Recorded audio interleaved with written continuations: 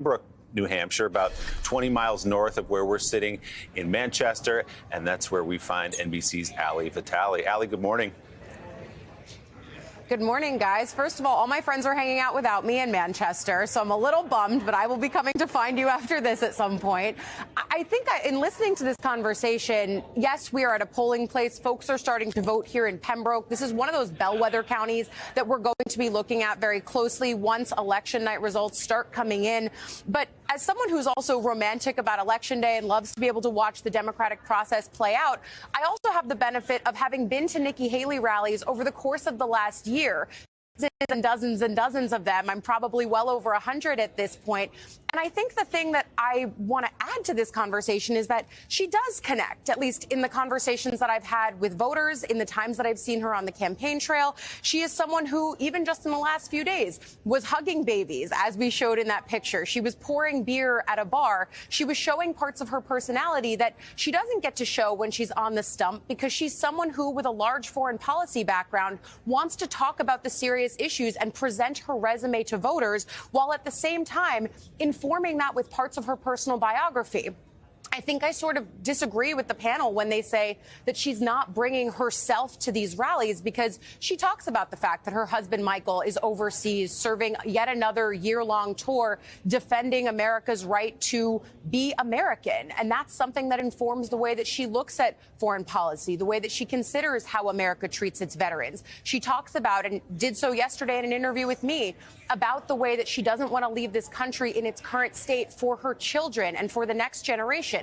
The entire generational leadership argument is one that you can only make as a 52-year-old, frankly, woman of color who's running in a Republican primary that has not often seen people who look like that running and, frankly, succeeding. I know that she's not polling highly here and that it's a steep climb, and all of the politics of that are extremely true. But at the same time, she is the last person standing against Trump in a field of what was once 12 plus.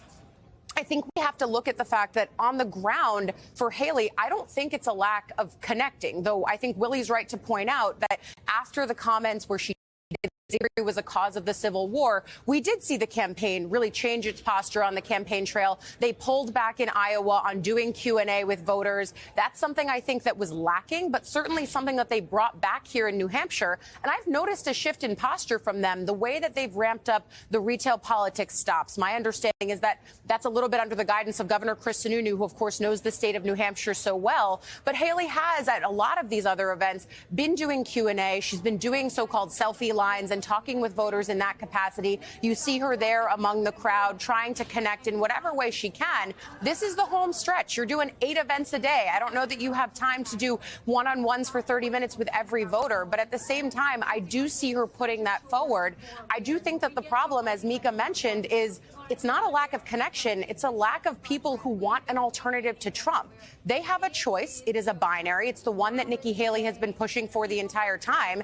And Haley is now potentially on the losing side of that. Voters are going to vote. We're going to see it tonight. And I think it's right to ask the questions about where she's going to win. Certainly, I asked her that. And if we can play just a quick clip of my interview with her to show she's facing the politics questions while also trying to put in the work on the ground. Can you watch for a sec? Are you going to win South Carolina? Our goal, I've been consistent in saying this, I want to be strong in Iowa. I want to get stronger in the nomination if you don't win a state outright. Because I don't think you're doing, it's not just about 3 states. Then you go on to Super Tuesday. This is a process. If you go in history, this process plays out. Why is this any different? Why should we assume, oh, this time we have to have Biden and Trump?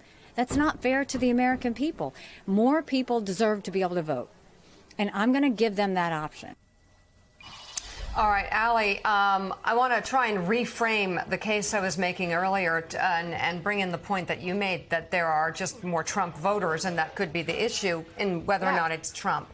What we see is Nikki Haley going through the motions, doing the work, and doing a good job at it. You see in the pictures and in your reporting, Ali, that she's trying to connect with people. But everything that she's about, and I'll give you a list of 3, but this could be a list of 15. Her husband served. Trump says people who served are losers. She's a woman. Roe.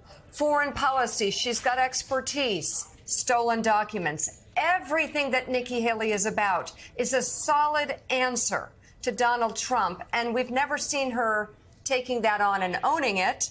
And I guess many would say that would be the wrong strategy as well. But she's sort of left hanging in this middle ground where she's not being completely true to the obvious. Does that make sense?